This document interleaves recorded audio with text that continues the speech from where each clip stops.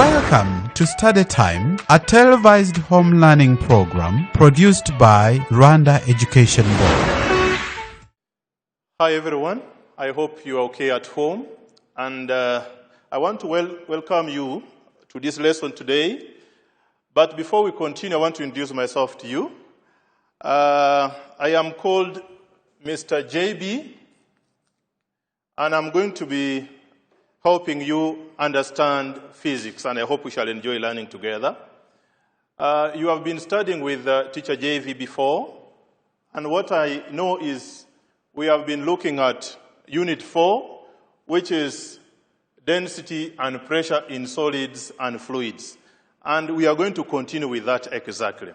But before we continue with the lesson, I want us to look at what you saw last time with the other teacher.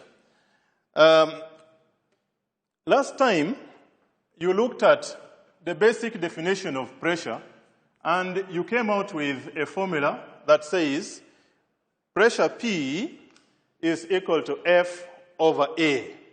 And I hope you still remember what those symbols mean in this formula. Do you remember what the symbols mean? Like P, F, and A? Just think about it and make sure you can remember. You remember? Good.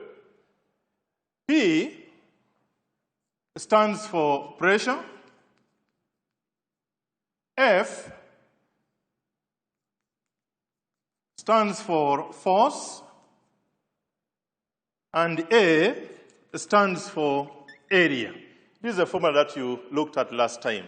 And this is a wonderful formula that helps us to understand and calculate pressure exerted by solid bodies on surfaces that they are resting on. And the unit of force is the Newton. The unit of area is the meter squared. And therefore, if you look at this formula, the unit here is Newton and this is meter squared. So it means the unit of pressure, we shall get it from this formula. So the unit of pressure then becomes Newton divided by meter squared. You have guessed rightly. But we can also write this like this. We can write N, then M to power negative 2. That means if you do not want to write a stroke, you can introduce a power of negative 2. And you're going to learn this concept of powers in your mathematics lessons. And so I will want you to go back. I know very well you were taking notes last time. The teacher left you with some work. And this is the previous work that we want to focus on. We shall first of all check the answers before we look at our main content today. So can you please go back to the previous work that the teacher left you with last time? I'm giving you about 15 seconds to just get your work ready. And during this lesson, also make sure you have your calculator, because you shall need to calculate a few things. Make sure you have your calculator. Okay, great. So I will read for you the question once again. The question said, you are given a block whose dimensions are 5 meters, 3 meters, and 1 meter. When you look at a block is in this form, like this one, a solid block. So the longest side is the length, which is this one. And then this is called the width, how wide it is, and this is the height. So you were told this is 5 meters. Of course, this is just an example. It's not exactly the block that we are talking about here. I can't carry a block that has got a length of 5 meters. It's so heavy. And so I have summarized the diagram here for you. You can see the length is 5 meters, the width is 3 meters, and the height is 1 meter. So the question was, calculate the maximum pressure, which is also called the highest pressure, that is exerted by the block, and the least pressure that is exerted by the block. Just to understand what we are talking about, if you were to carry this block and put it on your head, it kind of hurts. If it is big, you don't need to do that. So if you put the block on your head, you'll feel some pressure on the head. because the block is heavy. Again, I can change and put the block on my head, on this surface. You see, this surface is smaller. And so, if I put like this, it's kind of painful. Again, if I carry the block using this surface, I hope you can see this surface, quite very small. Don't do this, please, because it will hurt. So if you are to put this on your head using that small surface, it will apply a lot of pressure on your head, and it could hurt you. And so you will see that this block can produce different kinds of pressure. A very small pressure, a very big pressure, and maybe some pressure in the middle. And so what we do, work out the volume of the block. Volume of a block is given by length times width times height. And here we have 5 meters times 3 meters times 1. That gives us how many? I hope you are pressing your calculator. What do you get? 15 meters cubed. Correct. Then we have to look for the largest area. When you look at this block, the largest area is this one, the one with the biggest surface. A, B, C, D, the one at the bottom. There's no area which is bigger than this on this block. And that is the area we are talking about, largest area. So largest area is going to be 5 meters times what? Someone says 1. No, that is not the largest one. The largest one is 5 times 3. And so 5 times 3, we get 15 meters squared. Go ahead and also calculate the smallest area. Smallest area is this one, BCGF, which is 3 times 1, that is 3 meters squared. Then, we also need to look for the mass of this block. We could measure its mass, but we don't have the measuring instrument. So we are going to calculate. Mass, from this formula, density is mass over volume. That means mass is density times volume. So density was given to you as 900 kilograms per meters cubed. Volume, we have already found it here as 15. When you work it out, it is 13,500. What's the unit of mass? Right, kilograms. Then, look for weight of the block. Weight is mass times acceleration due to gravity.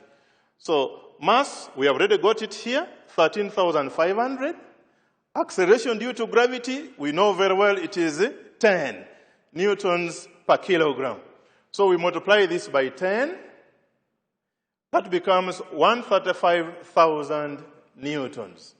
Remember, unit of acceleration due to gravity, which is same as the gravitational field constant, is 10 meters per second squared, or 10 newtons per kilogram. And so, part A, we want lowest pressure. Now, you can only get lowest pressure if you are using the biggest area. You looked at that last time. And so we shall have weight, which is a force, over the largest area. Work it out. 135,000 divided by 15. What do you get? 900 Newton meters per second newtons per meter squared. Is that what you got? Good. So the lowest pressure is going to be 900 newtons per meter squared.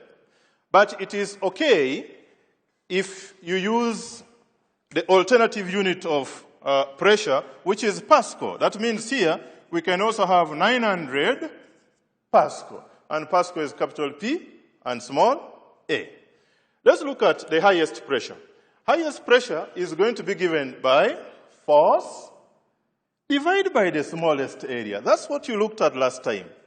And so the weight is still the same, 135,000 newtons, and the smallest area is 3. When you work it out, you get 45,000 newtons per meter squared. So check and see whether you got the correct answers. If you got the correct answers, congratulations. If you didn't, just look at your work and see what you did not do right. And so, we will continue today by looking at pressure in fluids. So, The key word there is a fluid. The key word is fluid. Do you know what a fluid is? Just think about it. Do you know what a fluid is? Yes, you could be thinking rightly. A fluid is a liquid or a gas.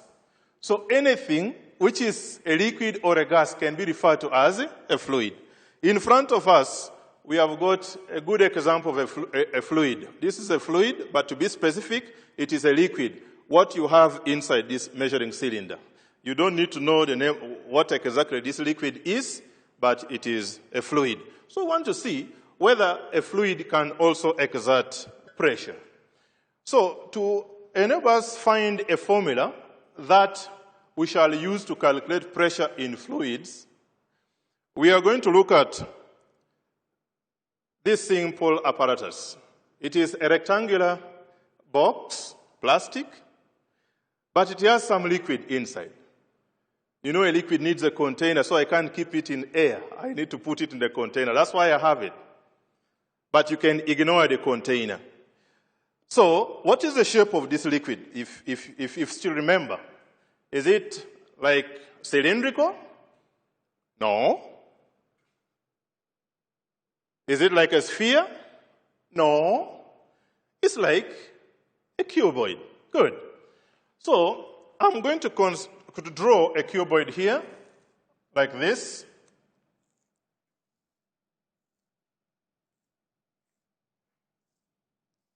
This is our cuboid.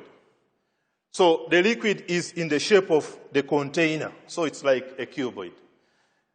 This is the length, this is width, and that is height. Do you think this liquid has a mass? Yes, because it is matter. Any matter has mass and volume. Do you think it has a weight? Yes. If it has a weight in the Earth's gravitational field, then it has a mass. So the pressure which is going to be exerted by this liquid, because it is exerting a force downwards, that pressure is going to be equal to force divided by what? By area. Good. So which area are we talking about? We are looking at the area in contact with the table. And so the area in contact with the table is this one. This is the area we are talking about. And what is the formula of this area? The formula for this area is length times width. So let's go ahead. This force is also the same as weight, because weight is a force. So it means this is weight divided by area. Let's continue. What is the formula for getting weight? We looked at it somewhere here. Remember this? Weight is mg. So instead of W, we shall put mg. Then we shall divide this one by area. Let's move ahead. What is mass? Remember, from here we said mass is density times volume. So it means where there's mass, we are going to put density times volume. That is mass. What I've written here is for m. Then we shall multiply this by g. Then we shall divide this one by the area. Let's continue. So pressure is going to be equal to density, then volume. Remember, volume is length times width times height. That is volume. Then times g over area. But the area in contact, you can see, the bottom, it is length times what? Times width. Very good. So we shall have length times width. Do you guys see that there are some quantities that are the same? Yes. Like L and L, do you know they cancel out each other? Yes, we did that in senior 1. Do you know that W can cross W? Of course, yes. So what do we remain with? We remain with P, say it with me, is equal to, what comes next? Rho. What next? L, no, because we have crossed them up. Even W, we have cancelled them out. What comes next is the H. And what else do we have? G. Very good. And this is a very beautiful formula that we shall use to calculate pressure in fluids. That means pressure in what? In liquids and pressure in gases. And so, what's the meaning of P? What does it mean? Primary? No. P means pressure. What about rho? Density. What about H? Okay, someone can say height, but it may also refer to depth. That means when you have a liquid like this, depth means you are measuring from the surface, you are going up to the bottom. You go downwards. That is depth. So H is for depth. No problem. You can also say for height. If you say H is height, it means you're beginning from the bottom. You're going to the top. So that's the meaning of H. And G is acceleration due to gravity, which is a constant. You will always be given the value of G. So that's the very important formula that we wanted to derive today. And I hope you have followed it through. So pressure is force over area is used in solids. Pressure being exerted by solids. Do you remember me carrying this block sometime before? If I want to calculate the pressure being exerted on my head, you see, I'm feeling a lot of pain. I want to calculate that pressure. I will then use the formula pressure is equal to force over area. But if I want to calculate the pressure exerted by a liquid, maybe inside this liquid, I will not use the formula pressure is force over area. I will use the formula pressure is equal to rho G H. Good. So far, as you can see, this is for solids, and this formula is for liquids. So I want you to take notes about that. Know that this is pressure. And what is the unit of pressure? Yes? Yes. Newtons per meter squared. Then this is rho, and rho means density. And density is measured in kilograms per meters cubed. Remember, I told you can write kg m to power negative 3. That is kilograms per meters cubed. Then h, of course, is depth. Someone said it was height, no problem. But depth is measured in meters, and g is acceleration due to gravity. And the unit is meters per second squared. So that is the important formula that we have. And so right here, we want to see how we can apply this formula. So we are going to have an example of how that formula can be applied. So let's assume that you have a liquid in a given container, like this.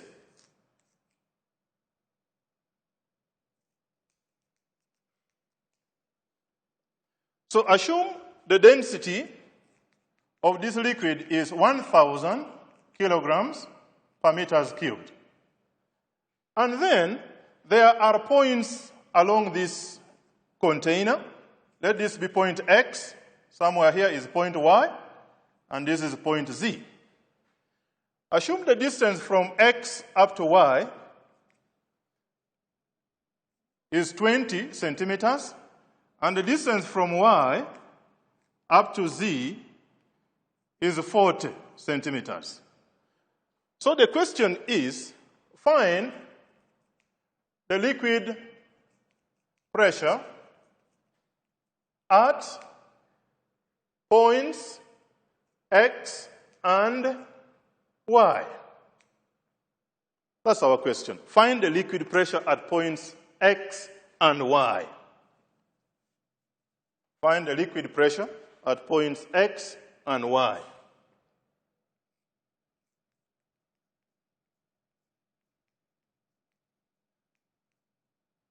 Good. Once you have a problem like this, you need to begin remembering, what kind of formula should I use? The formula that I need to use, will it be this one? Maybe not. Will it be this one? I think yes. Why? Because we are looking at pressure in liquids. And so, the first part, we want to look at pressure at point X. Pressure, remember, in liquid is given as rho GH. And what is the density of this liquid? The density of this liquid is 1,000. What is the acceleration due to gravity? It is 10. It is a constant, it is 10. Even if you are not given its value, we can take it as a constant, just like pi. So, value of G is 10 newtons per meters, newtons per kilogram. Then, we want to look at H. Remember, H we said is the what? The depth. And if you are measuring the depth, you begin from the top of the liquid, like this one, as you go where? As you go down. That's how we measure depth. So, let's look at point X. Point X is right on top of the liquid, like here. On top of the liquid here. We want liquid pressure at point X. So, have we entered inside the liquid? Have we? No. We are still on top of the liquid. We have not entered inside the liquid. And so, what is the value of H when you have not even entered inside the liquid? Is it going to be 20? No. H is going to be 0. Because we have not entered inside the liquid. But remember, it is 0 centimeters. We need to change from centimeters into meters, because meter is the standard unit of length. So, we shall have to divide this one by 100, because there are 100 centimeters that make up 1 meter. You can see, this is a meter rule, which is made up of 100 centimeters. From here up to there, 100. So, we divide by 100. So, when you compute this, remember you already have your calculator. I hope you are, yes. Anything multiplied by 0, what do we get? 0. So it means our answer is going to be 0 newtons per meter squared.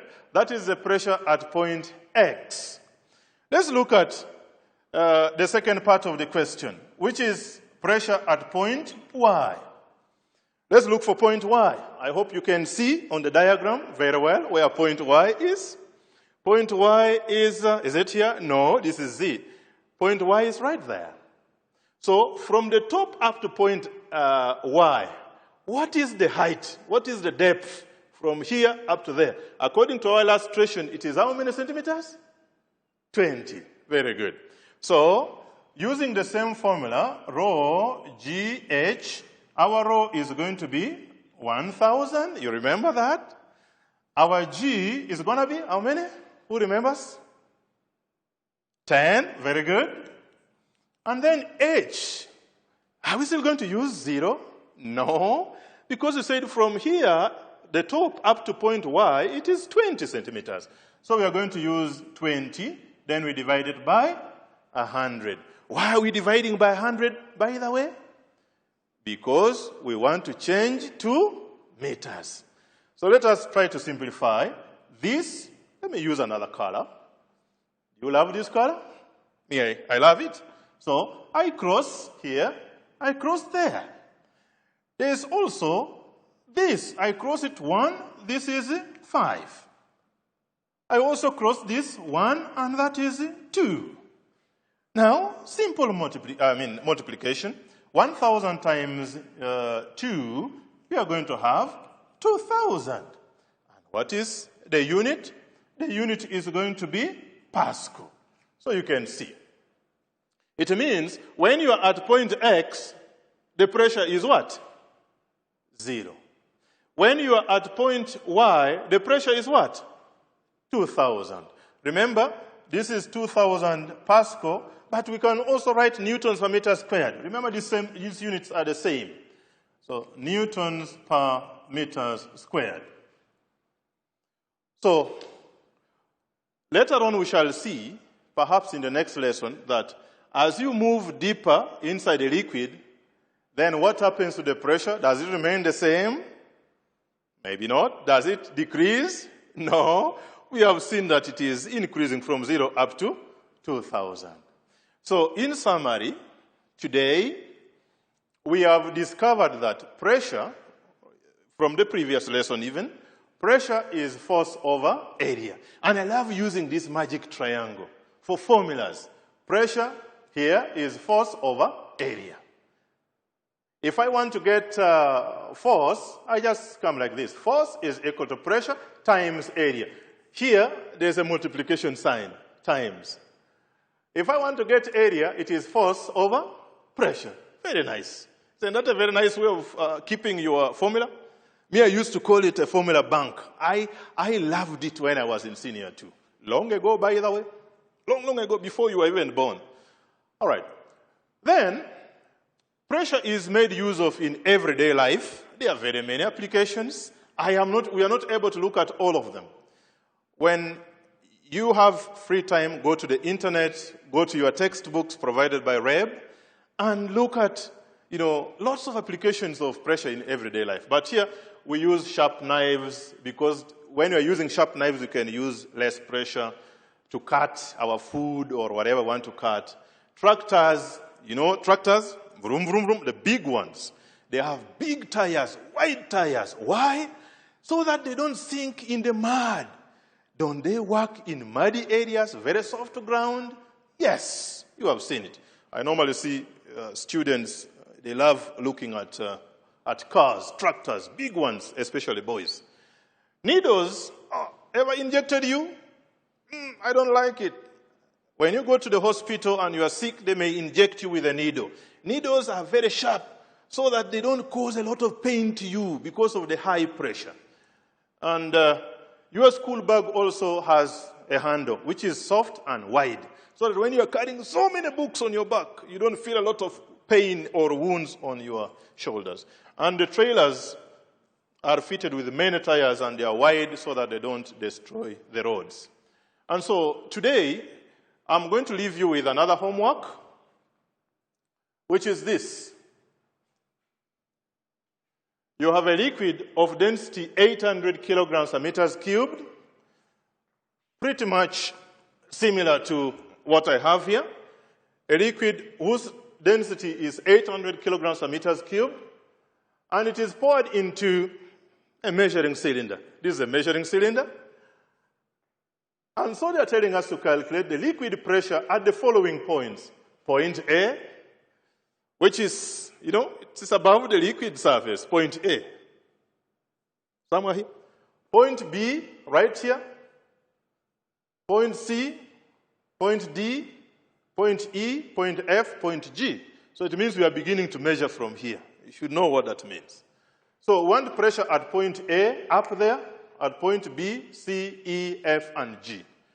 Then we also want you to find the pressure difference between point B and point D. Now, pressure difference means you will look at the pressure at point D and pressure at point A and look at the difference between the two pressure. So that is a nice homework that I'm going to leave you with. And I hope you guys are going to work this out, and next time when we meet, we are going to be able to produce the homework.